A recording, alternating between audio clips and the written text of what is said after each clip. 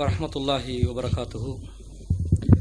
இன்னல் ஹம்தலில்லாஹ் நஹ்மதுஹு வ நஸ்தஈனுஹு வ நஸ்தக்ஃபிருஹு வ நஊது பில்லாஹி மின் ஷுரூரி அன்ஃபுஸினா வ மின் ஸய்யிஆத்தி அமாலினா மை யஹ்திஹில்லாஹு ஃபலா முதில்ல லஹு வ மை யுض்லில் ஃபலா ஹாதிய லஹு வ அஷ்ஹது அல்லா இலாஹ இல்லல்லாஹ் வஹ்தஹு லா ஷரீக லஹு வ அஷ்ஹது அன்ன முஹம்மதன் அப்துஹு வ ரசூலுஹு அம்மா பஅத். விண்ணையும் மண்ணையும் படைத்து பரிபாலித்து கொண்டிருக்கக்கூடிய ஏக இறைவன் வல்ல நாயன் அகிலத்தாரின் இரட்சகனாகிய அல்லாஹ்வுக்கே எல்லா புகழும். அகிலத்துக்கு அருட்கொடையாக அனுப்பி வைக்கப்பட்ட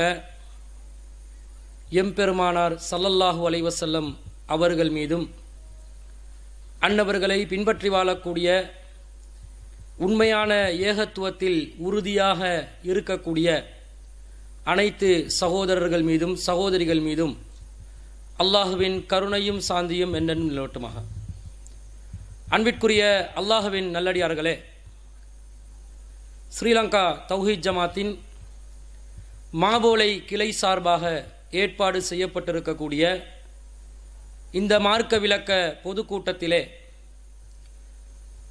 அல் குர்ஆன் ஓர் அற்புதம் என்ற தலைப்பின் கீழே பேசுமாறு நான் பணிக்கப்பட்டிருக்கிறேன். இந்த உலகத்திலே முஸ்லிம்களாகிய நாங்கள் அகிலத்தை படைத்து பரிபாலிக்கக்கூடிய ஒரே ஒரு இறைவன் தான் இருக்கிறான் என்பதை உறுதியாக நம்பிக்கொண்டு இருக்கிறோம்.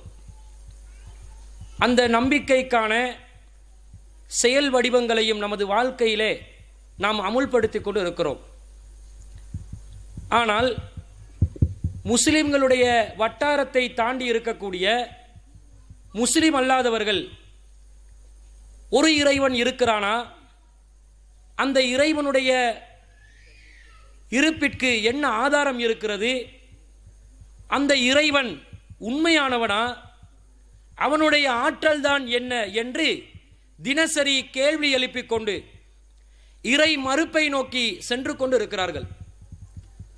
ஆரம்ப காலங்களிலே அல்லாஹு ரப்புல் ஆலமீன் தனது ஏகத்துவத்தை நிலைநாட்டுவதற்காக அண்ட சலாசலத்தையும் படைத்து பரிபாலிக்கக்கூடியவன் ஒரே ஒரு இறைவன் தான் என்பதை உறுதியாக மக்களுக்கு தெளிவுபடுத்துவதற்காக ஒவ்வொரு காலகட்டத்திலும் தூதர்களை அனுப்பி கொண்டு இருந்தார். அந்த தூதர்கள் ஒரு சமுதாயத்திலே இருந்து தெரிவு செய்யப்பட்டு, அவ்வாறு தெரிவு செய்யப்படுவதற்கு எந்த தகுதியும் அவசியமில்லை.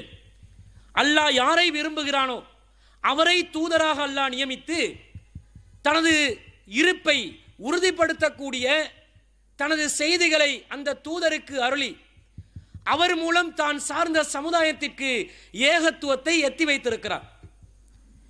இவ்வாறு எத்தி வைக்கின்ற எல்லா சந்தர்ப்பங்களிலும் நபிமார்களை சந்தித்த சமுதாயங்கள் உண்மையிலே இந்த நபி சொல்லக்கூடியது சரியானதா, இவர் சொல்லுகின்ற விதத்திலே ஒரே ஒரு இறைவன் தான் இந்த உலகத்திற்கு இருக்கின்றானா என்று கேள்வி எழுப்பினார்கள்.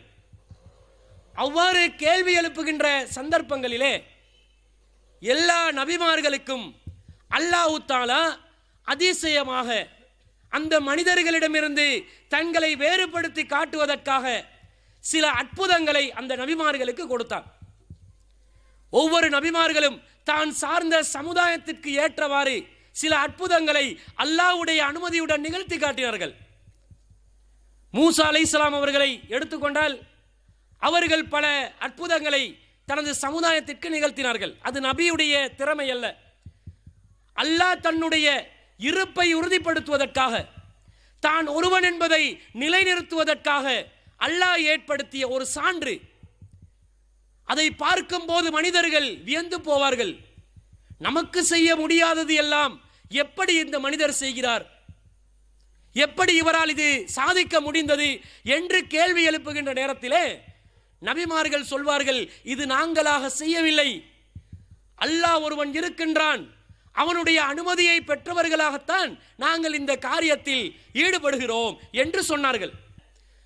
இந்த அற்புதங்களை எல்லாம் அல்லாஹ் தஆலா நிகழ்த்தி காட்டி அந்த நபிமார்கள் சமுதாயத்திடமிருந்து ஒரு வித்தியாசமான ஒரு நிலையை அடைவார்கள். எப்படி பண்ணினீங்க, எப்படி செஞ்சீங்க? நாங்கள் செய்யலை, இது அல்லாஹ்வுடைய அனுமதியோட எங்களுக்கு கிடைத்த ஒரு சந்தர்ப்பம். அல்லாஹ் ஒருவன் இருக்கிறான் என்பதை அல்லாஹ் நிரூபித்து காட்டுகிறான். எனவே நாங்கள் சொல்லக்கூடிய கொள்கையை ஏற்றுக்கொள்ளுங்கள், நாங்களாக இதை சொல்லவில்லை, இறைவனுடைய வார்த்தைகளை நாங்கள் சொல்கிறோம் என்று நபிமார்கள் ஏகத்துவத்தை நிலைநாட்டினார்கள். மூசா அலைஹிஸ்ஸலாத்து காலத்தில் அவர் பல அற்புதங்களை நிகழ்த்துறார். அவர் நிகழ்த்திய அற்புதங்களில் மிக முக்கியமான ஒன்று தான் அவருடைய கைத்தடி. எப்பொழுதும் அவருடன் ஒரு கைத்தடி இருந்தது. அந்த கைத்தடியை வைத்து அவர் நினைத்த நேரத்திலெல்லாம் அற்புதம் செய்ய முடியாவிட்டாலும் அல்லாஹ்வுடைய அனுமதியுடன் தேவைப்படுகின்ற நேரத்தில் அவர் சில அற்புதங்களை நிகழ்த்தி காட்டினார். அதிலே ஒரு கடல் இரண்டாக பிளந்தது, ஒரு பாறை 12 பீரிட்டுகள் பீரிட்டு செல்லுகின்ற அளவிற்கு சிதறியது. அவருடைய கைத்தடியை பார்த்து அந்த மக்கள் பிரமித்து போனார்கள். எப்படி, நாங்களும் கைத்தடி வச்சிருக்கிறோம், நாங்கள் கைத்தடி எடுத்து ஒரு பாறாங்கல்ல அடித்தா நம்முடைய கைத்தடி தான் 2 3 நொறுங்குது, இவர் அடித்தா கல்லிலிருந்து தண்ணியே வருது, எப்படி என்று சிந்திச்சாங்க. அந்த காலத்தில் உள்ளவங்க எல்லாம் இந்த சூனியத்திலும் செய்வினைகளையும் நம்பக்கூடியவர்களாக, அதனுடைய வித்தைகளையும், கருப்பு மேஜிக் என்று சொல்லுவாங்க, பிளாக் மேஜிக், அது தீய சக்திகளுடைய துணையினால் நாங்கள் செய்கிறோம் என்று சில மந்திரவாதிகள் தந்திரத்தை பயன்படுத்தி செய்த வித்தைகளை எல்லாம் பார்த்து அதை ரசிக்கக்கூடிய ஒரு சமுதாயமாக இருந்தார்கள். அந்த சமுதாயத்திற்கு அல்லாஹ் தஆலா அவர்களை வியக்க வைக்கின்ற அளவிற்கு அற்புதத்தை நிகழ்த்தி காட்டி அந்த மக்களை ஏகத்துவத்துக்கு கொண்டு வர்றான். கைத்தடியை போட்டோன்னு அவங்க கைத்தடியை போடுறாங்க, கயிறை போடுறாங்க, பாம்பு மாதிரி சீருது, தோற்றம் வருது. அதை பார்த்து மூசா அலைஹிஸ்ஸலாமே யோசிக்கிறாங்க. மூசா அலைஹிஸ்ஸலாத்துடைய கைத்தடி அந்த பாம்புகளை விழுங்குது, அவங்க காட்சி அளித்த பாம்புகளை விழுங்கியது. இப்படி மூசா அலைஹிஸ்ஸலாத்துடைய காலத்தில் அந்த சமுதாயத்துக்கு ஏற்ற மாதிரி ஒரு அற்புதம். ஈசா அலைஹிஸ்ஸலாத்துடைய காலத்தை எடுத்துக்கொண்டா அவர்களுடைய காலத்திலே மருத்துவத்துறையில் கூடுதலான கவனம் இருந்துச்சு. இந்த குஷ்ட நோயை, வெண்குஷ்டத்தை குணப்படுத்துறது, பிறவி குருடை குணப்படுத்துறது, மரணித்தவர்களை உயிர்ப்பிக்கிறதுக்கு வாய்ப்பு இருக்குதா, இது எல்லாத்தையும் ஆய்வு செஞ்சு கொண்டு இருந்தாங்க. இந்த ஆய்வுகள் மிகவும் பிரம்மாண்டமாக ஈசா அலைஹிஸ்ஸலாம் அவர்களுடைய காலத்திலே நடக்கின்ற நேரத்தில் அல்லாஹ் தஆலா ஈசா அலைஹிஸ்ஸலாத்தை தெரிவு செய்கிறான் ஒரு நபியாக. அவருக்கு வழங்கிய அற்புதம் என்ன தெரியுமா? அவர் சாதாரணமாக அல்லாஹ்வுடைய அனுமதியோட வெண்குஷ்டத்தை குணப்படுத்துவார். அந்த காலத்தில் வெண்குஷ்டம் என்றாலே ஒரு ஊரில் வந்து ஒதுக்குப்புறத்தில் தான் அவங்க வைப்பாங்க, மக்கள் நடமாடக்கூடிய இடத்துக்கு கொண்டு வர மாட்டாங்க. இந்த நிலையில இவர் என்ன பண்ணுவாரு, வெண்குஷ்டத்தை குணப்படுத்தவே முடியாதண்டு ஒரு சமுதாயம் ரொம்ப சோதனைக்குள்ளாகி இருக்கின்ற நேரத்தில் அல்லாஹ்வுடைய அனுமதியோட வெண்குஷ்டத்தை சாதாரணமாக குணப்படுத்துவாரு, பிறவி குருடை சாதாரணமாக குணப்படுத்துவாரு.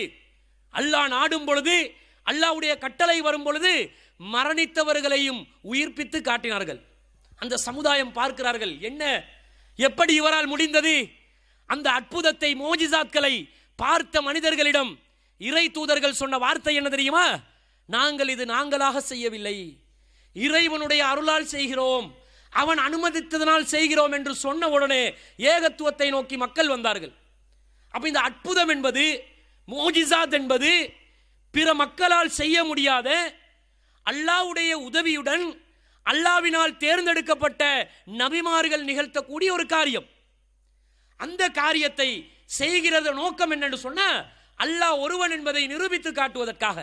இந்த மோஜிசாத் அல்லாத சில அற்புதங்களே அல்லாஹ் நபிகள் நாயகத்திற்கு பிறகும் நிகழ்த்தி காட்டுவதாக அல்லாஹ் குர்ஆன்ல சொல்றான். எப்படி சொல்றான்? சூரத்து ஃபுஸ்ஸிலத்துல 53வது வசனத்துல, சனுரீஹிம் ஆயாத்தினா ஃபில் ஆஃபாகி, நாங்கள் பூமியிலே பல பாகங்களில் நமது அத்தாட்சிகளை, அதிசயங்களை காட்டுவோம். வஃபி அன்ஃபுஸிஹிம், மக்களே உங்களுக்குள்ளேயும் நாங்கள் அதிசயங்களை காட்டுவோம். எதுவரைக்கும் தெரியுமா? இந்த அதிசயத்தை நிகழ்த்தக்கூடிய இந்த பிரம்மாண்டமான ஏற்பாடுகள் ஹத்தா யத்தபையன லஹும் அன்னஹுல் ஹக்கு, அந்த அல்லாஹ் உண்மையாளன் என்பதை மக்கள் விளங்கும் வரைக்கும் அற்புதங்கள் நிகழ்ந்து கொண்டே இருக்கும் என்று அல்லாஹ் சொல்லி காட்டுறான். இந்த மாதிரி ஒரு நிலையில தான் அல்லாஹ் தஆலா ஏகத்துவத்தை நிலைநாட்டுறான். அப்ப நபிகள் நாயகம் ஸல்லல்லாஹு அலைஹி வஸல்லம் அவருடைய காலத்தில் என்ன, நபிகள் நாயகமும் சில அற்புதங்களை நிகழ்த்தி காட்டினார்கள். சந்திரன் 2ஆக பிளந்தது, இன்னும் பல அதிசயங்கள் நபிகள் நாயகத்துடைய விரல்களுக்கு மத்தியிலே தண்ணீர் பீரிட்டு பாய்ந்து கொண்டு வரக்கூடிய அதிசயமான காட்சிகள், குறைந்த அளவிலான உணவுப் பொருட்களில் பல நூற்றுக்கணக்கான நபித்தோழர்கள் உணவு உண்டு பசியை தீர்த்து கொண்ட காட்சிகள், அல்லாஹ் பாலிலே பரக்கத் செய்து பல பேர் பால் அருந்தி தாகத்தை தீர்த்து கொண்ட காட்சிகள் நபிகள் நாயகம் ஸல்லல்லாஹு அலைஹி வஸல்லம் அவருடைய காலத்திலே அற்புதமாக நிகழ்ந்தது. ஆனால் அந்த சமுதாயத்தில் இருந்தவங்க வேற கேட்டாங்க, எங்களுக்கு இது பத்தாது, வேற வித்தியாசமா வேணும். எப்படி கேட்டாங்க? அல்லாஹ் சொல்லி காட்டுறான், வக்காலு லவ்லா உன்சிலா அலைஹி ஆயாத்தும் மிர் ரப்பிஹி. அந்த மக்கள் கேட்கிறார்கள், இந்த நபிக்கு முகமதுக்கு அல்லாவிடமிருந்து அவருடைய இறைவனிடமிருந்து வேறு அத்தாட்சிகள் வரக்கூடாதா? அப்படி கேட்கிறார்கள்.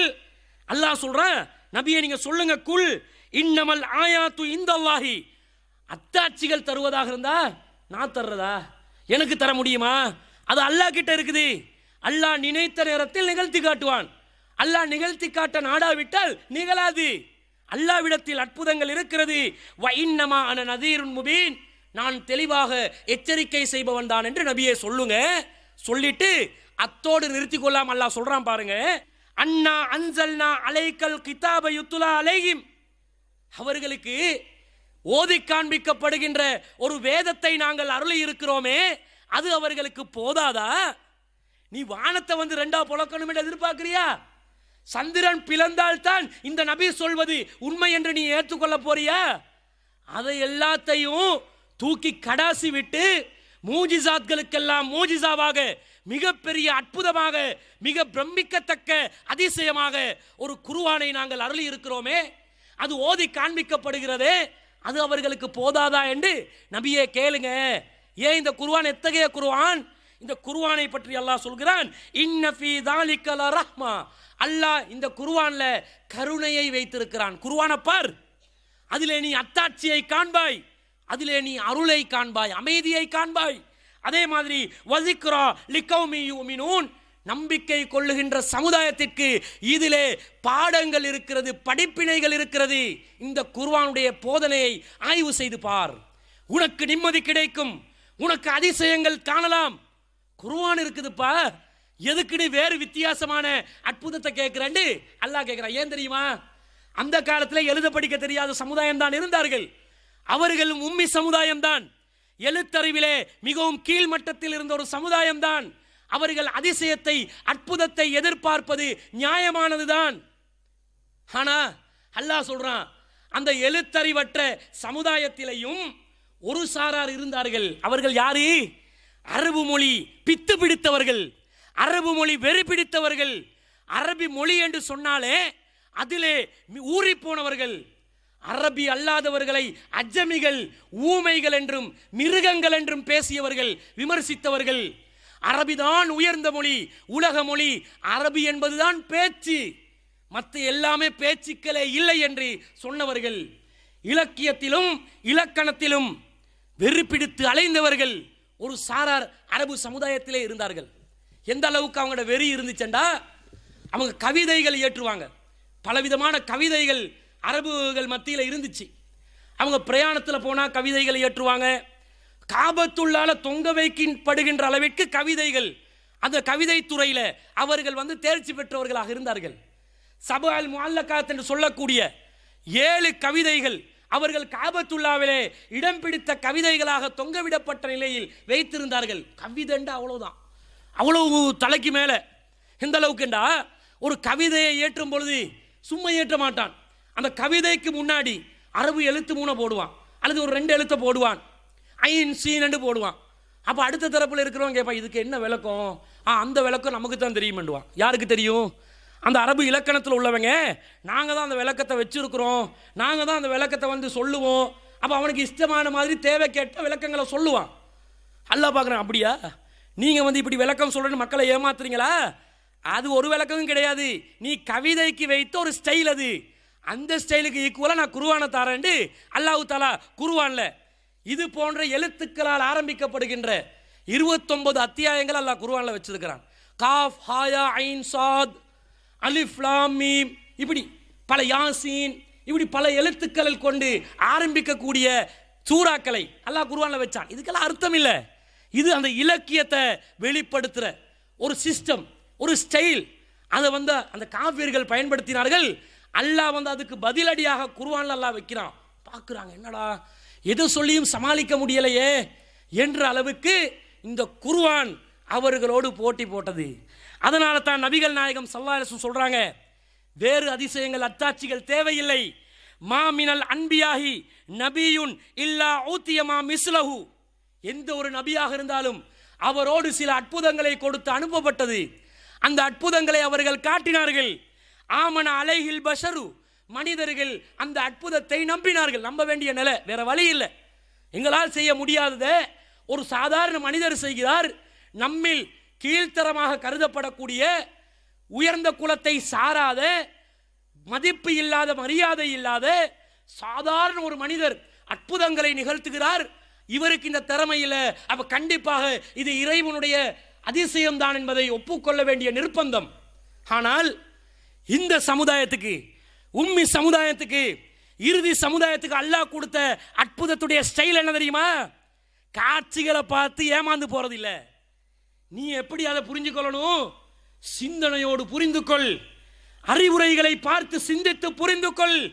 போதனைகளை பார். காலத்தால் முரண்படுகிறதா? இது தவறான செய்திகளா? இந்த செய்திகளில் முரண்பாடுகள் இருக்கிறதா? இந்த செய்திகள் பொய்யாக இருக்கிறதா என்பதை பார்.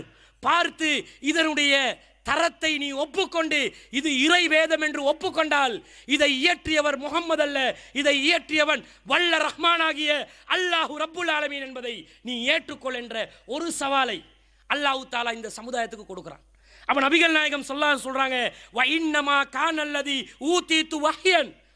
எனக்கு அத அல்லாஹ் தந்த அற்புதம் என்ன தெரியுமா? அல்லாஹ் வஹி மூலம் அறிவித்த இந்த குர்ஆன் தான். இந்த குர்ஆன் எனக்கு அருளப்பட்டிருக்கிறது. இது நிற்குண்டா, கியாமத் நாள் வரைக்கும் நிற்கும். அனைத்து வேதங்களையும் மேலோங்கும். ஹுவல்லதி அர்ஸல ரசூலஹு பில் ஹுதா வதீனில் ஹக்கி லியுத்ஹிரஹு அலத்தீனி குல்லிஹி. அவன்தான் தனது தூதரை நேர்வழியுடன் அனுப்பினான், சத்திய மார்க்கத்துடன் அனுப்பினான். இருக்கக்கூடிய அனைத்து மார்க்கங்களையும் மேலோங்கி செய்யக்கூடிய விதத்திலே மிகைக்கும். அதனுடைய இசை நயம் மிகைக்கும், அதனுடைய கருத்தாடல் மிகைக்கும், அதனுடைய உயர்ந்த இலக்கிய தரம் மிகைக்கும், அதனுடைய போதனைகளுடைய தரம் சமுதாயத்திலே மிகைத்து நிற்கும் என்ற ஒரு நிலையில் அல்லாஹ் தஆலா ஒரு அற்புதமான திருக்குர்ஆனை காலாகாலத்துக்கும் அதிசயமாக, மூஜிசாவாக இந்த சமுதாயத்திற்கு தந்திருக்கிறான்.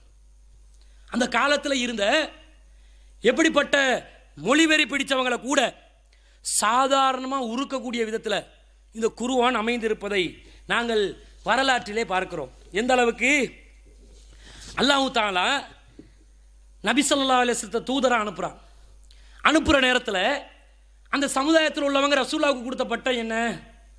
சாயிர் என்றாங்க, கவிஞர் என்றாங்க, அல்லது மஜ்னூன் என்றாங்க, பைத்தியம் என்றாங்க.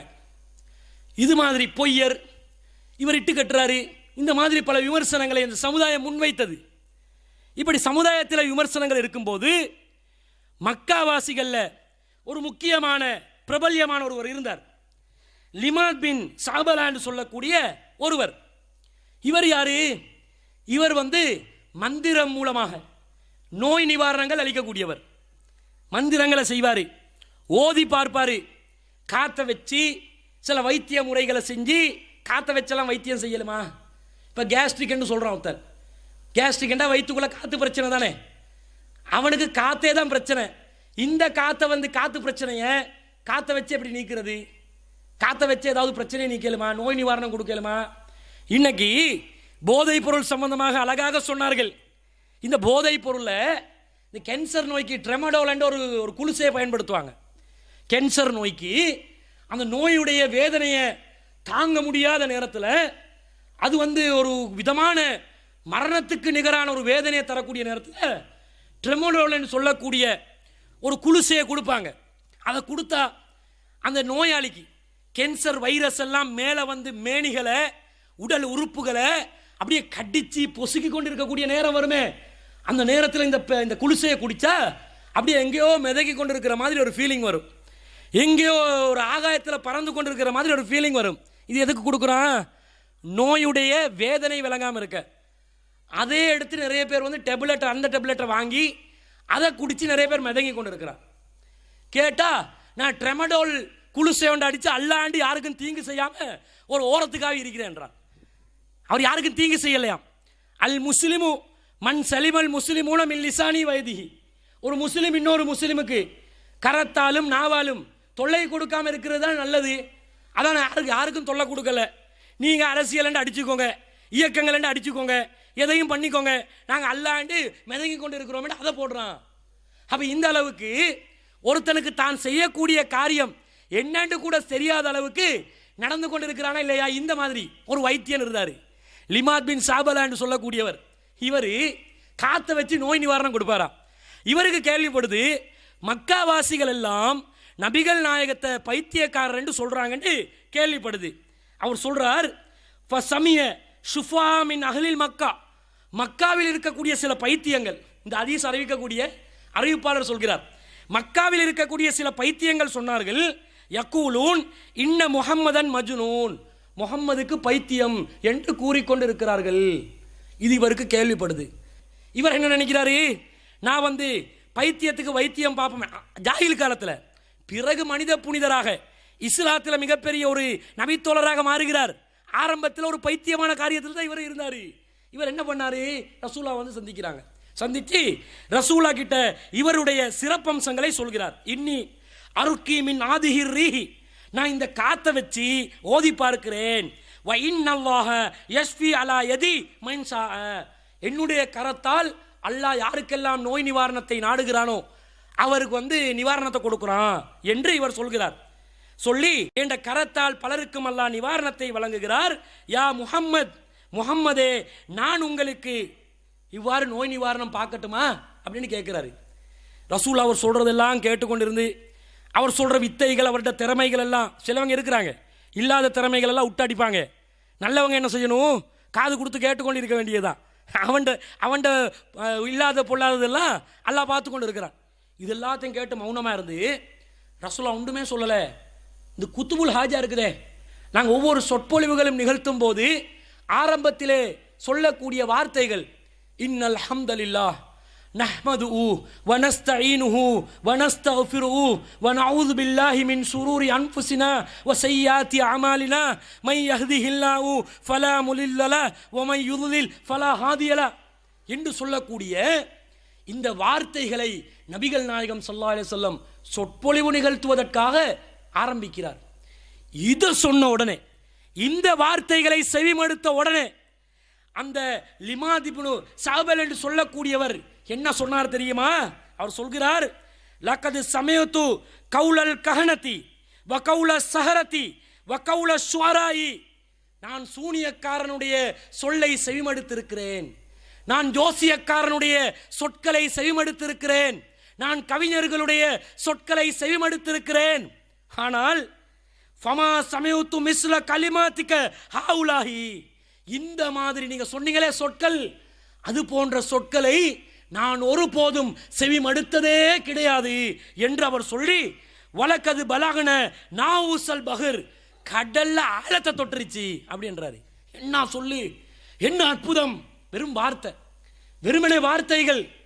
குர்ஆன் எப்படி அற்புதமோ அதே போல குர்ஆனுக்கு ஈக்குவலான ஒரு வஹீதான் நபிகள் நாயகத்துடைய சொற்கள். நபிகள் நாயகம் ஸல்லல்லாஹு அலைஹி வஸல்லம் அவர்கள் சொல்கிறார்கள், புஇஸ்து பி ஜவாமில் கலிம், நான் ஒருங்கிணைக்கப்பட்ட சொற்களுடன் அனுப்பப்பட்டவன். நான் அதிகமாக பேச மாட்டேன், பேசினா அதில் கருத்து இருக்கும், அந்த வார்த்தையை வச்சு ஒருத்தன் வாழ்க்கையை திருத்தலாம். அப்படிப்பட்ட ரத்தின சுருக்கமான வார்த்தைகளை ஒருங்கிணைத்து பேசக்கூடிய ஒரு திறமையை அல்லாஹ் எனக்கு தந்திருக்கிறான் என்று நபிகள் நாயகம் ஸல்லல்லாஹு அலைஹி வஸல்லம் அவர்கள் சொன்னார்கள். அதை உண்மைப்படுத்தக்கூடிய விதத்தில் இந்த லிமாத் இப்னு சாபல் என்பவருக்கு இந்த வார்த்தைகள் பிரமிக்க வைக்குது. உடனே ரசூலுல்லாஹ்வுக்கு பைத்தியம் என்பதை காரணம் காட்டி அதற்கு வைத்தியம் செய்ய வந்த லிமாத் ரலியல்லாஹு அன்ஹு அவர்கள் உடனடியாக, அல்லாஹ்வின் தூதர் அவர்களே, உங்களுடைய கரங்களை நீட்டுங்கள், நான் இஸ்லாத்தை நோக்கி வரப்போகிறேன் என்று அவர் இஸ்லாத்தை நோக்கி வருகிறார். சொற்களில் இருக்கக்கூடிய வலிமையே இப்படி இருக்குது பாருங்க. இன்று கூட இது எப்படி அற்புதம் தெரியுமா? இன்று கூட இந்த உலகத்திலே, இந்த 21ஆம் நூற்றாண்டிலே இசைகள்ல உச்சாணி கொம்பை அடைந்திருக்கக்கூடிய மேலைய நாடுகளில் அரபு என்றாலே என்னண்டே தெரியாத ஒரு சமுதாயத்திற்கு இன்றைக்கு ஒரு தெருமுனை பிரச்சாரம் பண்றான். என்ன தெருமுனை?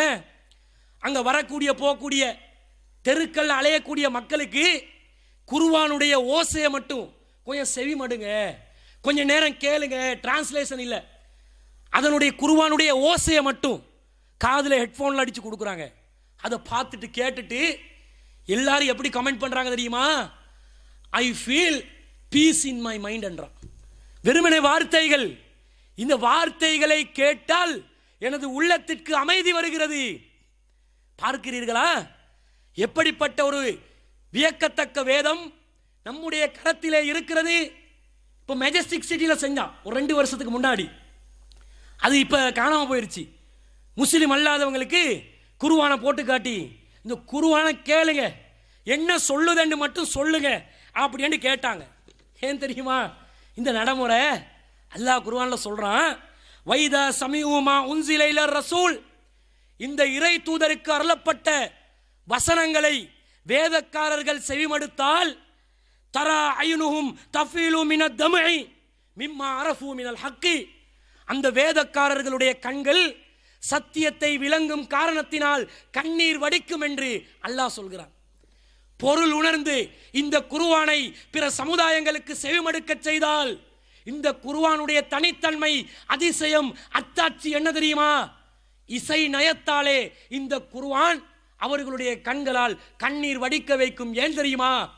இந்த வேதம் தஸ்தீக்கும் பைன யதை, இதற்கு முன்னால் இருந்த வேதங்களை உண்மைப்படுத்தக்கூடிய விதத்தில் தான் வரும். இது பொய்யாக்காது, பொய்யாக அவர்கள் சேர்த்தவைகளைத்தான் சுட்டிக்காட்டும். ஏற்கனவே அல்லாஹ் வேதம் என்று ஏதாவது ஒன்று அருளி இருந்தா அதுக்கு முரண்பாடு இல்லாத விதத்திலே தான் அல்லாஹ் இந்த குர்ஆனை கொடுப்பதை பார்க்கிறோம். அப்ப இந்த அளவுக்கு ஒரு அதிசயத்தை அல்லாஹ் தஆலா இந்த குர்ஆன்ல வெறுமனே இசை நயத்தில் அல்லாஹ் தஆலா ஏற்படுத்தி இருக்கிறான். இது மட்டுமா? அந்த காலத்தில் உள்ளவங்களுக்கு இப்படி இசை நயம் அப்படி இப்படின்னு சொன்ன உடனே அவங்க சும்மா இருப்பாங்களா? எல்லாரும் கிளம்பிடுவாங்க. நமக்கு சவாலா? முகம்மதுக்கு படிக்க தெரியாது எழுத தெரியாதுன்றது வாஸ்தவம் தான். ஆனால் முகம்மது குர்ஆன் என்று ஏதோ ஒன்றை கொண்டு வருகிறார், அது உள்ளங்களை ஈர்க்கிறது. அதுக்கு ஏதாவது வழி பண்ணணுமே, ஏதாவது பண்ணலாமாண்டு அவங்க யோசிக்கிறாங்க.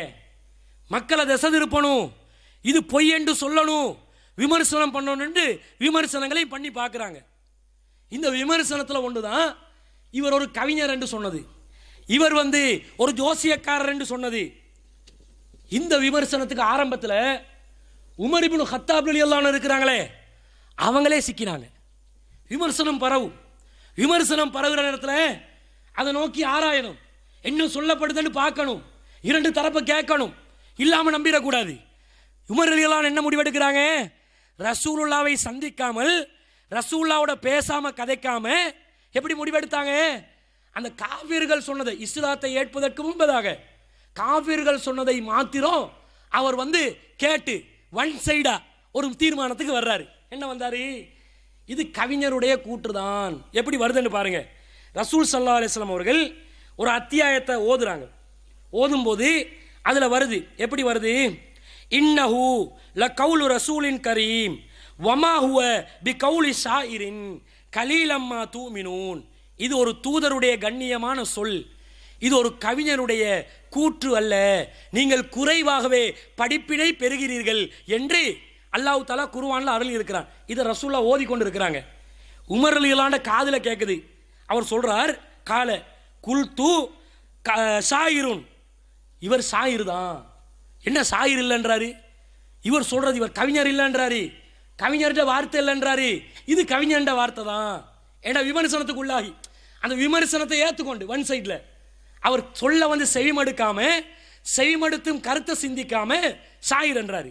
அதே மாதிரி அல்லாஹ் தஆலா அடுத்த வசனத்தில் சொல்றான், வலா பி கௌலி காஹின் கலீலம்மா ததக்கரூன். இது ஒரு ஜோசியக்காரனுடைய வார்த்தை அல்ல, நீங்கள் குறைவாகவே படிப்பினை பெறுகிறீர்கள் என்று சொன்னோன்னே உமர் ரலியல்லாஹு அன்ஹு சொல்றாரு, காஹினுன், அது ஜோசியக்காரர் தான். அப்படி என்று ஒவ்வொன்றுக்கு உமர் ரலியல்லாஹு அன்ஹு அவர்கள் மறுப்பு தெரிவித்துக் கொண்டே சென்று கடைசியில் யோசிக்கிறாரு, நான் கவிஞர் என்றனே, ஜோசியக்காரன் என்றனே, அந்த ஆய்வுக்குள்ள சரியா போகலையே, உண்மையிலே சொல்லப்படுகின்ற செய்தி என்னன்னு ஆராய்ஞ்சி பார்ப்போம் என்று அந்த வசனங்களை சிந்திக்க ஆரம்பிக்கிறார். அவர் சொல்கிறார், எந்த அளவுக்கு சொன்னா, ஃபவக்கல் இஸ்லாமு ஃபீ கல்பி குல்லு மௌகைன், அதை சிந்திக்கக்கூடிய ஒவ்வொரு நேரத்திலும் எனது உள்ளத்திலே இஸ்லாம் வந்து குடிகொண்டது. உமர் ரலியல்லாஹு சொல்றாரு. இப்படிப்பட்ட ஒரு நிலையில குர்ஆன் அல்லாஹ் வச்சிருக்கிறான். அல்லாவே சொல்லி காட்டுறான். ரசூலுல்லாஹ்வுடைய காலத்தோட மட்டுமில்லாமல் யுக முடிவு நாள் வரைக்கும் வரக்கூடிய இஸ்லாத்துக்கு எதிராக அணிதிரளக்கூடிய அனைத்து சமுதாயங்களுக்கும் படிப்பினை பெறக்கூடிய விதத்திலே இந்த குர்ஆனிலே அல்லாஹ் தஆலா 4 கட்டங்களில் சவால் விடுகிறான். எப்படி சவால் தெரியுமா? ஆரம்பத்தில் அல்லாஹ் சொல்றான், 17வது அத்தியாயத்தில் 88வது வசனத்தில், குல் லை நிஜித்தமாத்தில் இன்சுவல் ஜின்னு, ஜின்களும் மனிதர்களும் ஒன்று சேர்ந்தால் அலா ஐயாத்து பிமிஸ்லி ஹாதல் குர்ஆன், இந்த குர்ஆனை போன்று ஒரு புத்தகத்தை கொண்டு வருவதற்கு லா யஅதூன பிமிஸ்லிஹி, இதை போன்ற ஒரு குர்ஆனை கொண்டு வர முடியாது என்று ஆரம்பத்தில் அறைகூவல், சவால். அரபிகளா, கவிஞர்களா, அரபு இலக்கியத்தில் மேதைகளா, பண்டிதர்களா, 7 மணி குர்ஆனை போல கொண்டு வா, மொத்த குர்ஆனை போல அல்லாஹ் கொண்டு வர சொல்றான். சவாலை ஏற்பதற்கு யாரும் இல்லை. அல்லாஹ் இடைவெளி விட்டு பார்க்கிறான். ஒரு கட்டத்தை தாண்ட வச்சு அல்லாஹ் 2வது அல்லாஹ் சொல்றான், வைன் குந்தும் ஃபீ ரைபிம் மிம்மா நஸல்னா அலா அப்தினா ஃபஅது பிசூரத்தின் மிஸ்லிஹி, நீங்கள் நமது அடியாருக்கு நாம் அருளிய இந்த வேதத்திலே நீங்கள் சந்தேகம் கொண்டவர்களாக இருந்தால் இது போன்ற ஒரு அத்தியாயத்தை கொண்டு வாங்க. இதுக்கு முன்னாடி சூரத்துல் ஹூதுல அம் யகூலுன அஃப்தரா, இவர் இட்டு கட்டியதாக சொல்கிறார்களா, குல் ஃபஅது பி அஸ்ரி சுவரின் மிஸ்லிஹி, இது போல 10 சூறாவை கொண்டு வா, ஒரு சூறாவை கொண்டு வா, ஒரு செய்தியை கொண்டு வா. சவால் விடுகிறான். 7 மண்டா கொண்டு வாங்க. அல்லாஹ்ட வேதம் முகமது எழுதினது இல்லை. முகமது எழுதியிருந்தால் அதிலே பொய் இருக்கும், பித்தலாட்டம் இருக்கும், முரண்பாடு இருக்கும். ஏன்? அவரும் ஒரு மனிதர். இதிலே பொய் இல்லை, முரண்பாடு இல்லை, தவறு இல்லை.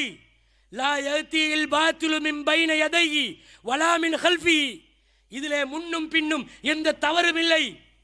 தாலிகல் கிதாப் லா ரைப ஃபீஹி, இது வேதம், இதிலே சந்தேகம் இல்லை.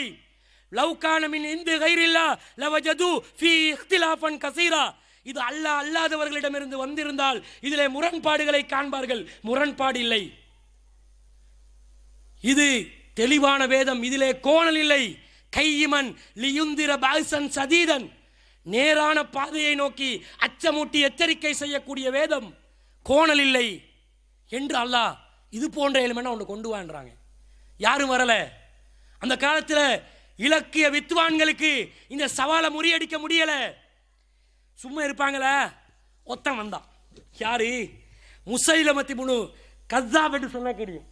முசைலமான்றவன் ஒரு பொய்யன், நபி என்று தன்னை வாதிட்டவன்.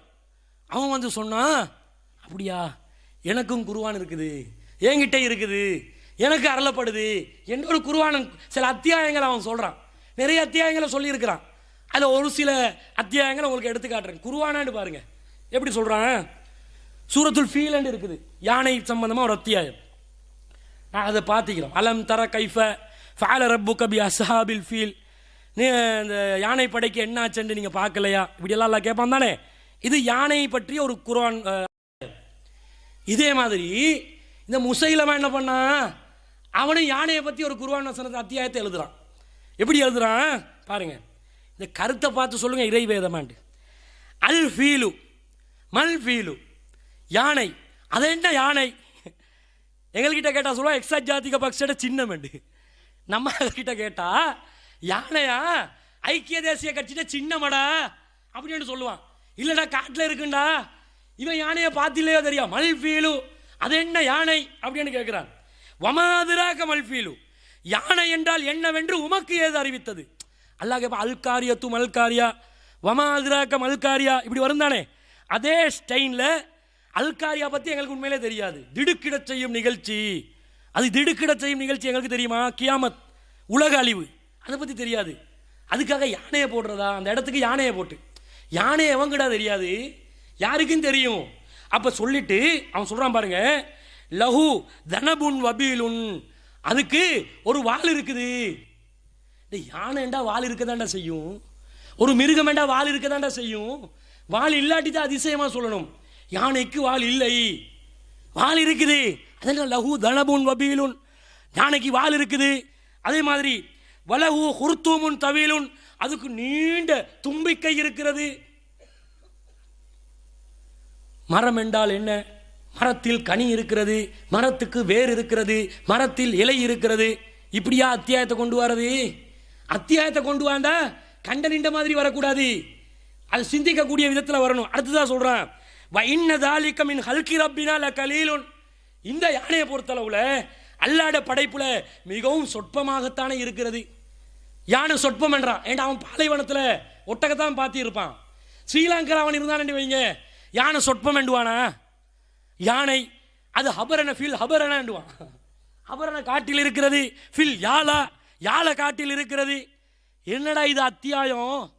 பொய்யனண்டு விளங்குதா இல்லையா? கருத்தை பார்த்தாலே இது பொய்யானது, இது பித்தலாட்டமானது தெல்ல தெளிவா விளங்குதா இல்லையா? இந்த விதத்தில் இது பரவாயில்லை. பெண்களை பற்றி ஒரு அத்தியாயத்தை எழுதினான் பாருங்க. இவனை செருப்பால் அடிக்கணும்ன்றதுக்கு எந்த ஒரு சந்தேகம் இல்லை. சில விஷயங்களை மேலோட்டமாக சொல்கிறேன். எப்படி? சூரத்து நிசா, அவட முசைலமட என்ன சூரத்து நிசா? இன்னல்லாஹ ஹலக்கன் நிசா அஃப்வாஜா, அல்லாஹ் பெண்களை கூட்டம் கூட்டமாக படைச்சிருக்கிறான். இதா ஜா நஸ்ருல்லாஹி வல் ஃபத்ஹ் வராய் தன்னாஸ யதுகுலூன ஃபீ தீனில்லாஹி அஃப்வாஜான்னு வருமே, அந்த அஃப்வாஜாவை தூக்கி இவர் இன்னல்லாஹ ஹலக்கன் நிசா அஃப்வாஜா, அல்லாஹ் பெண்களை கூட்டமாக படைச்சிருக்கிறான். வஜஅலர் ரிஜாலு லஹுன்ன அஸ்வாஜா, அந்த பெண்களுக்கு ஆண்களை ஜோடியாக படைச்சிருக்கிறான். பெண்களுக்கு ஆண்களை ஜோடியாக படைக்காம காட்டில் குரங்கையும் வீட்டில் இருக்கிற நியாயமாக ஜோடியாக படைக்கிறது. யாரடா ஜோடியாக படைக்கணும்? ஆண்களை தான் ஜோடியாக படைக்கணும். இவர் குருவான் என்று சொல்கிறாரு. இது அது அவர் இறை வேதமாம், குருவாண்ட தரத்துக்கு ஒப்பானதாம். சொல்லிட்டு காசன் ஈலாஜா, ஆண்களில் சில பகுதியில் பெண்களுக்கு உள்ளே செல்கிறது. அவர் சொல்கிறார், சும்மா நுகுரிஜுஹா இதா சிகனா இஹ்ராஜா, பிறகு நாடிய நேரத்தில் அது வெளியே வருகிறது. ஃபயுன்தஜினு லனா சிகாலன் நிதாஜா, இதில் எங்களுக்கு பலவிதமான பெருவேறுகளும் கிடைக்கிறது. அந்த குடும்ப வாழ்க்கையை பற்றி பேசுகிறான். இதை சொன்னால் இவனை இறை தூதர் என்றதா, இவனை பைத்தியக்காரன் என்றதா? இப்படி தான் இருக்கும். ஒருத்தனும் வரல, யாருக்கும் முடியாமல் இருக்குது. அந்த அளவுக்கு சவால் விடக்கூடிய ஒரு வேதம். சரி, அந்த காலத்தில் தான் அப்படி படிப்பறிவில் உச்சகட்டத்துக்கு போனேன். இந்த காலத்தில் எவனுக்காவது இதை இறை வேதம் என்று, இறை வேதம் இல்லை என்று முறியடிப்பதற்கு திராணி இருக்கிறதா? திராணி இல்லை. ஒரு சிலர் வந்தார்கள் இந்த காலத்திலே. யார் வந்தா? 2ஆம் உலக போர் நடக்கிற காலப்பகுதியில் வந்தான் ஒருத்தன், மிர்சா குலாம் அஹ்மது ஒருத்தன் வந்தானே, காதியானிகளுடைய தலைவன், பொய் நபி, தன்னை நபி என்று வாதிட்டவன். ஆரம்பத்திலே தன்னை சீர்திருத்தவாதி முஜத்தித் என்று சொல்லி, பிறகு தான் மஹதி என்று சொல்லி, பிறகு தான் நபி என்று சொல்லி, வேதம் அருளப்படாத ஷரியத் நபி அல்ல, ஹக்கீகத் நபி, இப்படியெல்லாம் பல விஷயங்களை சொல்லி, பிறகு அவனும் வஹி என்று சில விஷயங்களை அறிவித்தான். அவன் எதை வஹியா சொன்னான்? அவன் பிரிட்டிஷ்காரன் ஆளு, இங்கிலாந்தில் எலிசபெத் ராணி நியமித்த ஆளு. அவனு சொன்னான், எனக்கு இங்கிலீஷில் வஹி வந்துச்சு, எனக்கு இங்கிலீஷ் தான் வஹி. சரி, இங்கிலீஷ் வஹியை சொல்லி காட்டுங்க என்று கேட்டால் இங்கிலீஷ் வஹியை காணும். மக்களுக்கு வஹி விளங்கக்கூடியதாக இருக்கணுமா இல்லையா? வஹி என்றா மழை பெய்கிறதா? அல்லாட வார்த்தை, அல்லாஹ் கிட்ட இருந்து வந்த மெசேஜ். அந்த வஹி எங்க காட்டன்னு கேட்டால் காட்டலை. ஆனால் அவங்களுக்குள்ளே சிலவங்க சிலது அவுட் பண்ணிட்டாங்க. அவுட் பண்ணி சொன்னாங்க, இவர் நபி என்று சொல்கிறாரு, ஆனால் இவருடைய இங்கிலீஷில் நிறைய கிராமட்டிக்கல் மிஸ்டேக் இருக்குது, இங்கிலீஷில் இலக்கண பிழைகள் இருக்கிறது என்று சொன்னார்கள். இப்படி போச்சு. அதற்கு பிறகு அவன்கிட்ட வஹி இல்லைன்றதை நிரூபணம் ஆயிடுச்சு. மேலே நாடுகள் கவனமாக கூர்ந்து ஆராய்கிறாங்க. ஆராய்ந்து பார்த்து குர்ஆன் சவால் விடுகிறது, அதை அற்புதம் என்று சொல்கிறது, உண்மை என்று சொல்கிறது. இதை முறியடிக்க வேண்டும் என்று ஒருத்தர் களமிறங்குறாரு. யாரு? ப்ரொஃபஸர் கெரி மில்லர் என்று சொல்லக்கூடியவர் களமிறங்குறார். அவர் யாரு? கிறிஸ்தவ உலகத்திலே மிகப்பெரிய ஒரு பீரங்கி பேச்சாளர், பைபிளை கரைத்து குடித்தவர், இலக்கியத்தையும் இலக்கணத்தையும் நன்றாக கற்றறிந்தவர், பைபிள் துறையிலே மாற்று மத ஒப்பீட்டு துறையில் மிகப்பெரிய தேர்ச்சியாளர் டாக்டர் கெரி மில்லர், ப்ரொஃபஸர் கெரி மில்லர் களத்தில் குதிக்கிறாரு. குதிச்சு அவர் நினைக்கிறார், இந்த குர்ஆனில் ஏதாவது ஒரு குறையனா எடுத்து சொன்னா நல்லா இருக்கும் என்று நினைச்சு அவர் ஆராய்கிறார். அவர் என்ன நினைக்கிறார் தெரியுமா? முகமது நபி சொன்னது தானே, இதுல கண்டிப்பாக பாலைவனத்து கதை தான் இருக்கும், கண்டிப்பா ஒட்டகத்தை பத்தி சொல்லியிருப்பாரு, கண்டிப்பா அவருடைய குடும்பத்தை பத்தி சொல்லியிருப்பாரு, ஹதீஜாவை பத்தி சொல்லியிருப்பாரு, ஃபாத்திமாவை பத்தி சொல்லியிருப்பாரு, ஆயிஷாவை பத்தி சொல்லியிருப்பாரு. அவர் எழுத படிக்க தெரியாதவர், எனவே இந்த குர்ஆனிலே கண்டிப்பாக அவர் தவறிவிட்டிருப்பார் என்று சொல்லி குர்ஆன்ல பிழை காண்பதற்காக வேண்டி அரபையை படித்து குர்ஆனை ஆய்வு செய்ய துவங்குகிறார். துவங்கி குர்ஆன் வசனங்களை புரட்டி புரட்டி பார்க்கிறாரு. நான் ஆயிஷாவை பற்றியும் ஹதீஜாவை பற்றியும் குர்ஆனில் இருக்கும் என்று நினைச்சா குர்ஆனில் ஈசாவை பற்றியே இருக்குது, குர்ஆனில் மரியம் அலைஹிஸ்ஸலாத்தை பற்றியே இருக்குது. இது என்னடா ஆச்சரியமாக இருக்குது. ஈசாவை பற்றி குர்ஆனில் 25 இடங்களில் இருக்குது, முகமது நபியை பற்றி வெறுமனே 4-5 இடங்களில் தானே இருக்குது. என்ன அதிசயம் இது! பேரு கூட 4-5 இடத்துல தானே முகமது இருக்குது. தன்னை பற்றி சொல்வதற்கு, தன்னுடைய புகழாரத்தை பாடுவதற்கு, தன்னை பற்றி வர்ணனைகளை, தன்னுடைய இதிகாசத்தை வரலாற்றிலே பதிவு செய்வதற்கு ஒரு இலக்கிய நூலாக இதை எழுதியிருப்பார் என்று அணுகினால் யாரையோ பற்றி இருக்கிறது. 19வது அத்தியாயத்தை அவர் வாசித்து பார்க்கிறார். காஃப் ஹாயா ஐன் சாத் திக்ரு ரஹ்மத்தி ரப்பிக அப்தஹு ஜக்கரியா.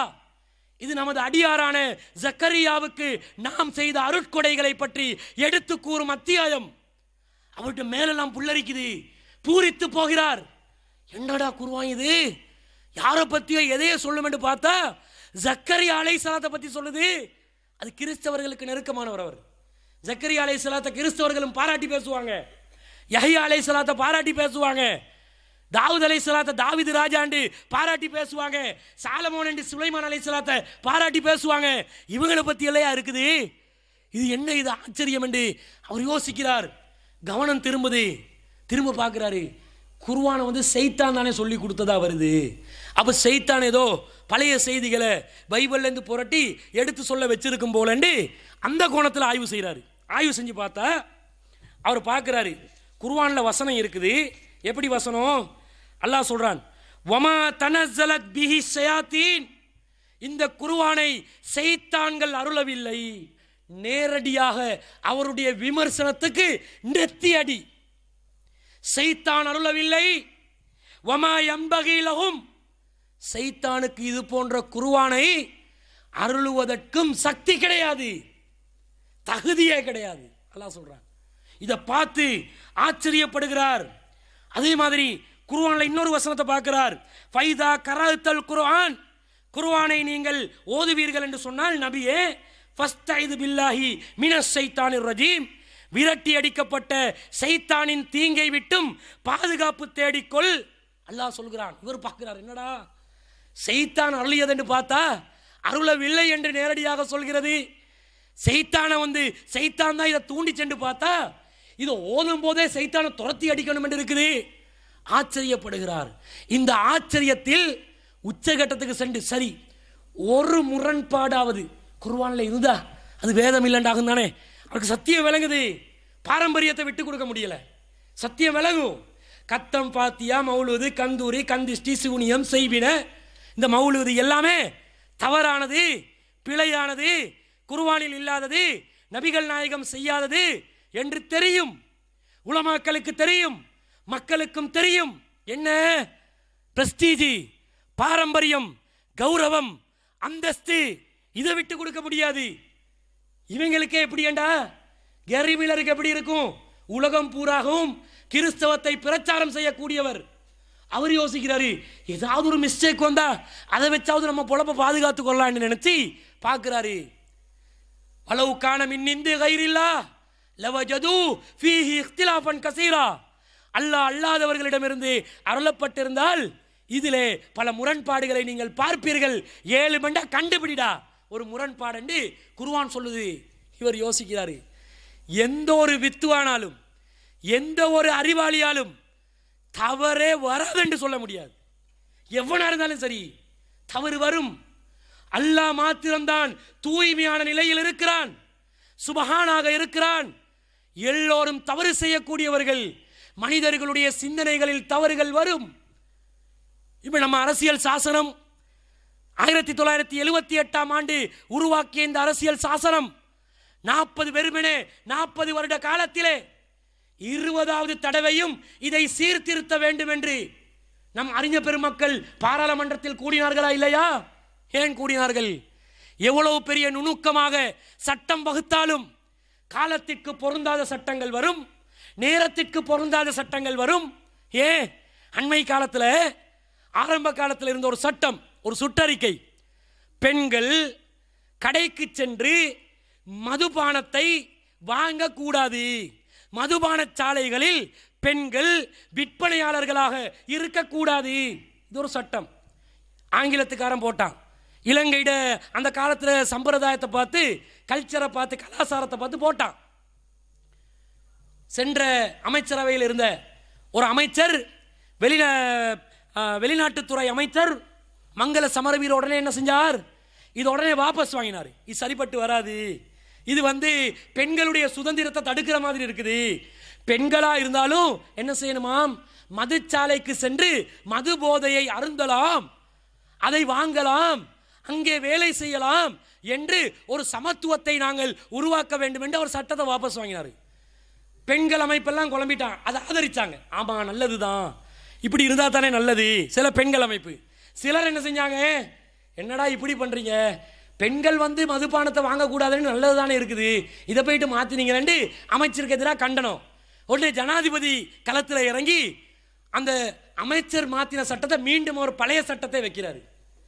இவங்களுக்கு சாதாரணமாக ஒரு சட்டத்தை ஒரு நாள் 2 நாள்லே மாற்றணும் என்ற மாதிரி வருது பார்த்தீங்களா? ஆனால் குர்ஆன்ல ஏதாவது ஒரு சட்டம் காலத்தில் முரண்பட்டு மாற்றம் அடைந்ததா? ஷரியத் சட்டம் இருக்கிறது, பலரும் அதை விமர்சிக்கிறார்கள், பலரும் அது கூடாது என்று சொல்கிறார்கள், காட்டு மிராண்டித்தனம் என்று சொல்கிறார்கள். ஆனால் இந்த ஷரியத் சட்டத்தை மாற்ற வேண்டும் என்று குரல் எழுப்பியவர்களே காலத்துக்கு காலம் இதுதாண்டா இந்த நாட்டுக்கு தேவை என்று சொல்கிறார்களா இல்லையா? இன்றைய தினம் இந்தியாவில், தமிழ்நாட்டில் இனிய மார்க்கம் நிகழ்ச்சி ஒன்று நடத்தப்படுகிறது. பெண்களுக்கு ஃபர்தா என்பது அவர்களுடைய சுதந்திரத்தை பாதிக்கக்கூடிய சட்டம் என்று விமர்சனம், பரவலாக இருக்கக்கூடிய ஒரு விமர்சனம். பாரத ஜனதா கட்சியை சேர்ந்த ஒரு பிரமுகர் இனிய மார்க்க நிகழ்ச்சியிலே கேள்வியாக கேட்கிறார். மாநில துணைத் தலைவர் அதற்கு பதிலளிக்கிறார். இஸ்லாத்திலே பெண்களுக்கு ஃபர்தா என்ற சட்டம் பாதுகாப்பானதா இல்லையா என்று பதிலளிக்கிறார். அந்த பதிலை பார்த்து கேட்டு வியந்து போன அந்த மனிதர், பாரத ஜனதா கட்சி என்ற முஸ்லிம்களை அடியோட கருவறுக்கணும் என்று திட்டம் போட்டு செயல்படக்கூடிய ஒரு இனவாத அரசியல் கட்சி, மோடியுடைய அரசியல் கட்சி. அதுல தமிழ்நாட்டு ஒரு பிரமுகர் கேட்ட கேள்விக்கு பதில கேட்டு, ஆஹா அற்புதமாக இருக்கிறதே, ஷரியத் சட்டம்தான், இந்த ஃபர்தா சட்டம்தான் பெண்களுக்கு பாதுகாப்பானது என்பதை நான் இப்போது உணர்ந்து கொண்டேன் என்று அவர் பதிலளித்து குர்ஆன் பிரதி ஒன்றையும் பெற்றுக்கொள்கிறார். குர்ஆன் காலத்தால் முரண்படாது. நம்ம நாட்டில் ரஞ்சன் ராமநாயக்க 1 தெரியாதவங்க இல்லை, எல்லாருக்கும் தெரியும். அவர் ஒன் ஷாட் ரஞ்சன் என்று தான் அவர் சொல்லுவார். அவர் இந்த மத்திய கிழக்கு நாடுகளில் பெண்கள் போயிட்டு வேலை பார்ப்பாங்களே, அதுல எல்லாம் கொடுமை நடக்குது, பெண்களுக்கு அநீதி இழைக்கப்படுது என்று குரல் எழுப்பினார். நியாயமான சில விமர்சனங்களும் இருந்துச்சு, மாற்று கருத்து இல்லை. ஏன்னா அரபு நாட்டுக்காரன் நம்ம நாட்டை சேர்ந்தவங்க எல்லாத்தையும் அடிமைகள் என்று நினைச்சு அவன் வாழ்ந்து கொண்டு இருக்கிறார். அடிமைகள் இல்லை, எல்லாரும் மனிதர்கள், ஊழியர்கள். வேலைக்கு போறவங்கள வேலைக்கு போற அந்தஸ்துல பார்க்கணும். அவங்க கொஞ்சம் வித்தியாசமா பார்க்கறாங்க. பல விஷயங்கள் பொய்யான விமர்சனங்களா இருந்தாலும் ஒரு சிலது உண்மையானது. அவன் ரஞ்சன் ராமநாயக்க சொன்னாரு, ஷரியத் சட்டம் அங்கே ரிசானாவுக்கு கொடுக்கப்படுகிறது, ரிசானா நஃபீக் என்பவள் அப்பாவித்தனமான ஒரு பெண், அவளுக்கு மரண தண்டனை விதிக்கப்பட்டதை நான் அங்கீகரிக்க மாட்டேன். இந்த கொடூரமான ஷரியத் சட்டத்தை உடனடியாக ரத்து செய்ய வேண்டும். முஸ்லிம்கள் விழிப்படைய வேண்டும். பிற்போக்குத்தனமான சிந்தனைகளில் மூழ்காமல் முற்போக்குவாதிகளாக முஸ்லிம்கள் கொந்தளிக்கு எழும்ப வேண்டும் என்று குரல் எழுப்பின அவரு 2014, 13, 14 ஆண்டுகளில் யாழ்ப்பாணத்தைச் சேர்ந்த ஒரு பாடசாலை மாணவி வித்யா யோகேஸ்வரன் கூட்டு பாலியல் கற்பழிப்புக்கு உள்ளாக்கப்பட்டால் அதில் தீர்ப்பு கொடுத்தாச்சு. 7 பேருக்கு மரண தண்டனை விதிச்சாச்சு. அந்த வித்யா யோகேஸ்வரன் அந்த டைம்ல பாலியல் வல்லுறவுக்கு உட்படுத்தப்பட்டு கொலை செய்யப்பட்ட செய்தி பரபரப்பாக பேசப்பட்டு கொண்டிருக்கக்கூடிய நேரத்தில் அதே மீடியாவுக்கு முன்னாடி வந்து அதே மைக்க பிடிச்சு என்ன சொன்னா தெரியுமா? ஷரியத் சட்டம் கொடூரமானது என்று நினைத்து கொண்டிருந்தால் அதை நடைமுறைப்படுத்தினால்தான் இந்த கொடுங்கோல பாவிகளை ஒழித்து கட்டலாம் என்று இப்போது எனக்கு விளங்குகிறது. அல்லாஹ்வுடைய ஏற்பாடு. ஒரு அசத்தியவாதியுடைய வாயிலிருந்து கூட சத்தியத்தை நிலைநாட்டுவான். ஏன்? அல்லாஹ் ஏற்படுத்திய சட்டம் காலத்தால் முரண்படாது. எந்த காலத்துக்கும் பொதுவான சட்டம். இந்த சட்டத்தை பார்க்கிறார் கெர்ரி மில்லர், பார்த்து ஆச்சரியப்படுகிறார். இதுதான் இந்த மனித இனத்துக்கு தேவைப்படுகிறது என்று இறுதியாக சூரத்துல் அஹ்புடைய அத்தியாயத்தை பார்த்து அதிலே இருக்கக்கூடிய ஒரு முன்னறிவிப்பை பார்த்து இஸ்லாம் தான் சத்தியமான மார்க்கம் என்று இஸ்லாத்தை நோக்கி அவர் வருகிறார். பிறகு ஒரு முஸ்லிம்களின் ஒரு பிரச்சாரகராக அவர் தன்னை ஈடுபடுத்திக் கொண்டு உலகம் முழுவதும் அவர் பிரச்சாரத்திலே இருக்கிறார். இது மட்டுமா? பிக்தோல் என்று சொல்லக்கூடிய ஒரு அறிஞர் குர்ஆனை விமர்சித்தார், குர்ஆனை எதிர்த்தார். கடைசியில் அல்லாஹ் என்ன செய்ய வச்சான்? இந்த குர்ஆன் என்றென்றும் வாழக்கூடிய அற்புதம் என்பதை வில்லியம் பிக்தோல் அவர்களுடைய நாவினால் அல்லாஹ் வெளிப்படுத்துகிறார். அந்த பிக்தோல் என்பவர் சொல்கிறார், நான் குர்ஆனில் குறை காண்பதற்காக களத்தில் குதித்தேன், அதை விமர்சிப்பதற்காக நான் இரவு பகலாக பாடுபட்டேன், குறை காண வேண்டும் என்று என்னுடைய வாழ்நாளையே அர்ப்பணித்தேன். ஆனால் இந்த குர்ஆன் இறுதியில் என்னோடு எப்படி ஜெயித்தது தெரியுமா? குர்ஆனுக்கு ஆங்கில மொழிபெயர்ப்பையும் விரிவுரையாளராகவும் என்னை அது மாற்றியது. நான் ஒரு டிரான்ஸ்லேட்டராக மாறிட்டேன். இன்றும் பிக்தோல் அவர்களுடைய ஆங்கில மொழிபெயர்ப்பு இன்று சமுதாயத்திலே இருக்கிறது. இது போன்ற ஒரு சவால் மிக்க வேதம் திருக்குர்ஆன். இது மட்டுமா? அறிவியல்ல ஒன்றா ரெண்டா அடுக்கிக் கொண்டே போகலாம். எந்த காலத்திலையும் எப்போதும் அறிவியல் என்று சொன்னா குர்ஆன் விஞ்ஞானத்தை போதிக்க வரல, குர்ஆன் அறிவியலை சொல்ல வரல, குர்ஆன் ஆன்மீகத்தை சொல்லத்தான் வந்துச்சு. ஆனா குர்ஆன் அடையக்கூடிய சென்றடையக்கூடிய காலத்தை பார்க்குது. நான் எந்த காலத்தை நோக்கி போக இருக்கிறேன்? கைக்குள்ள வாட்ஸ்அப்பை வச்சு உலகத்தை பார்க்கக்கூடிய காலம், ஃபேஸ்புக்கை கையில் வச்சு உலகத்தை பார்க்கக்கூடிய காலம், இன்டர்நெட்ல உலாவக்கூடிய காலத்திற்கெல்லாம் நான் செல்வேன் இன்ஷா அல்லாஹ். இன்னும் கொஞ்ச நாள் போனா இப்போ எங்களுக்கு டெக்னாலஜியில் மெக்கை தந்துருக்கிறேன். மெக்கு தான் இப்போ லேப்டாப்பில் ரொம்ப ஃபேமஸான ட்ரேடில் இருக்குது. நல்ல ஒரு நிலையை பிடிச்சிருக்குது. அவ்வளோ டெக்னாலஜி அதில். அது கன்ஃபிகரேஷன் அந்த மாதிரி வச்சுருக்கிறான். இந்த கன்ஃபிகரேஷனை 1986 மெக்கை வெளிப்படுத்திட்டான். இப்போ தான் நம்ம நாட்டுகளுக்கெல்லாம் வருது, ஏசியன் கண்ட்ரிக்கெல்லாம். பெரிய பெரிய ஆக்கள் எல்லாம் அதை வச்சுருந்தான் 1986. அந்த அளவுக்கு டெக்னாலஜி வளர்ந்து கொண்டு அப்போவே வளர்ந்துருச்சு. இப்போ தான் எங்களுக்கு ஒவ்வொரு வருஷனாக ஐஃபோன்லையும் தந்து கொண்டு இருக்கிறான். இப்போ ஐஃபோனில் 10 பிக்சலில் என்ன செய்யறான்? கேமராவை தந்துருக்கிறான். அவனுக்கு 50 இல்லை 100 பிக்சலுக்கும் தரலாம். கொடுத்தானு வைங்க, ஒரே அடியாக எல்லாத்தையும் கொடுத்தா அருமை இருக்காது, விலை போட இயலாது, மார்க்கெட்டிங்கை கண்டினியூ பண்ண இயலாது. டைமுக்கு டைம் ஒவ்வொன்றா தள்ளி கொண்டு இருப்பான். அப்போ டெக்னாலஜி 50 வருஷத்துக்கு முன்னாடியே வளர்ந்துச்சு. அப்போவே டெவலப்மெண்ட்டில் உச்சக்கட்டத்துக்கு போயிட்டாங்க. இனி வரக்கூடிய காலங்களில் யாராவது எங்களோட ஃபோன் பேசுவானு வைங்க, முன்னுக்கு நிற்பான். அந்த 3D ஃபார்மேட்லையும் 7D ஃபார்மேட்லையும் முன்னுக்கு நிற்பான். அதுக்கு டெக்னாலஜி ஒன்று இருக்குது.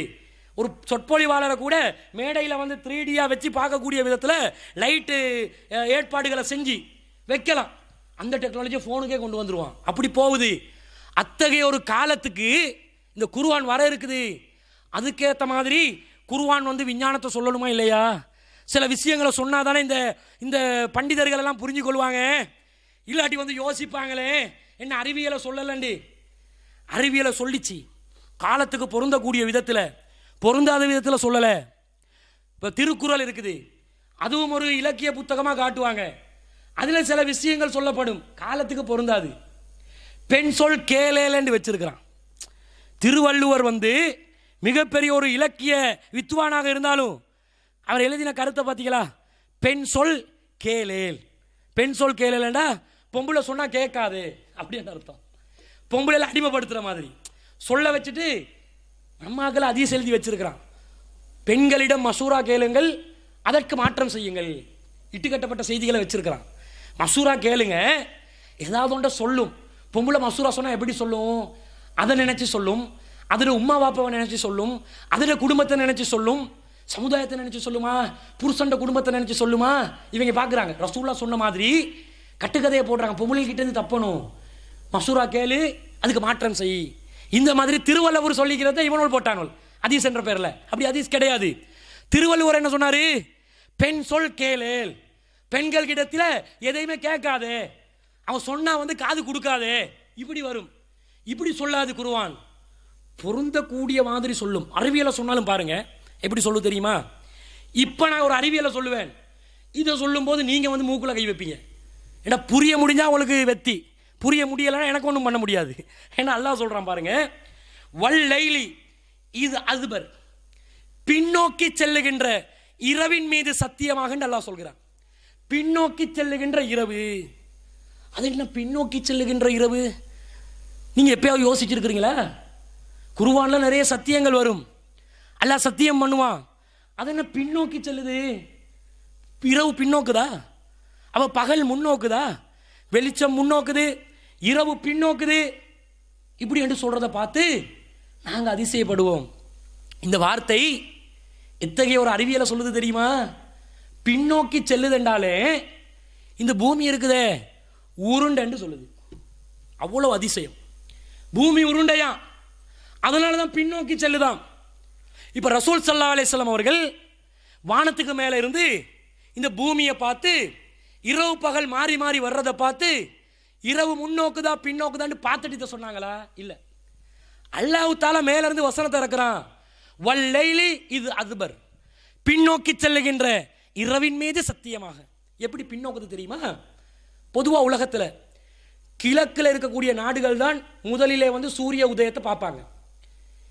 இலங்கை, எங்களுக்கு பின்னாடி பாகிஸ்தான் இருக்குது, அதுக்கு பின்னாடி ஆப்கானிஸ்தான் இருக்குது, ஈரான் இருக்குது, ஈஜிப்த் இருக்குது, யூகே இருக்குது, அமெரிக்கா இருக்குது, இப்படியே பின்னோக்கி போவாங்க.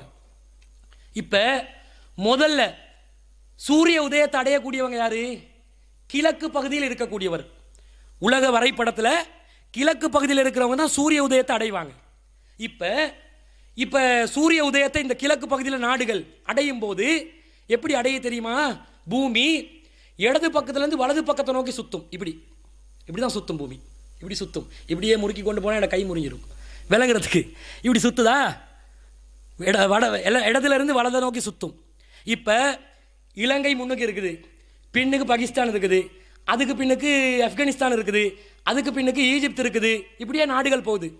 பாருங்க, சூரியன் இப்படியே இருக்குதுன்னு வைங்க, சூரியனும் சுத்துது, பூமி சூரியனும் சுத்துது. இப்போ ஒரு இடத்துல இருக்கிறதா விளங்கிக்கோங்க, இல்லாட்டி மைக்கெல்லாம் தலை சுற்றி போட்டா உங்களுக்கு விளங்காது. இப்படி சூரியன் இருக்குது, பூமி இடதுல இருந்து வலதை நோக்கி சுத்துது.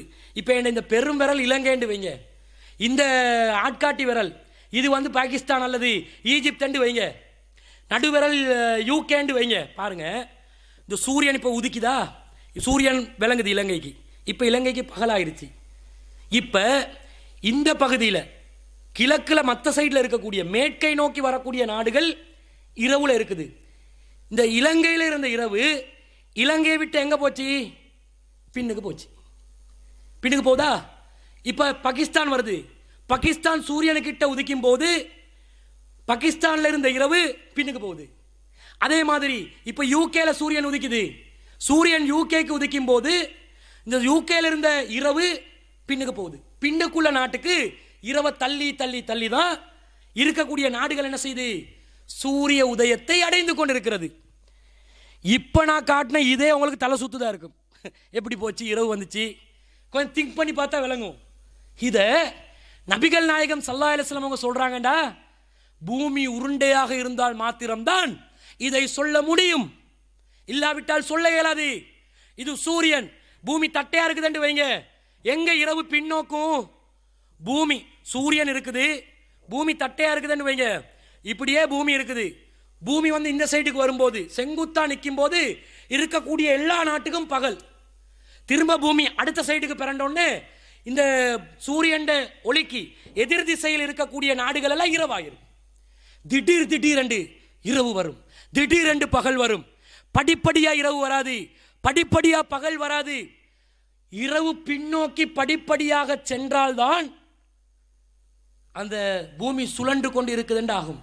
பூமி சுழன்று கொண்டு இருந்தால்தான் இரவு பகல் மாறி மாறி வரும் என்ற இந்த அதிசயத்தை 1400 வருடங்களுக்கு முன்பதாக திருக்குர்ஆன் சொல்லுது. இந்த திருக்குர்ஆன் சொன்ன இந்த அதிசயம் எங்களுக்கே புரிஞ்சு கொள்றதுக்கு கஷ்டமா இருக்குது.